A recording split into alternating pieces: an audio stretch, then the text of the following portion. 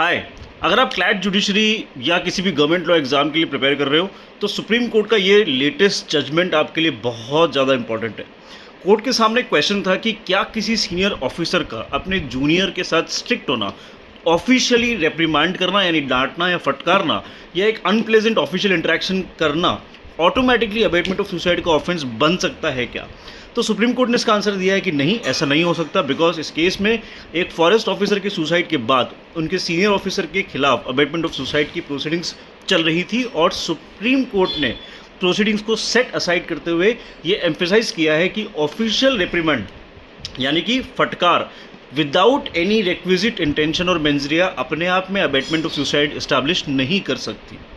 अब बीएनएस के according important sections आप नोट कर सकते हैं। पहला सेक्शन 45 ऑफ बीएनएस जो कि ये बताता है कि अबेटमेंट क्या होता है, इंस्टिगेशन, कॉन्स्पिरेसी या इंटेंशनल एड यानी कि हेल्प।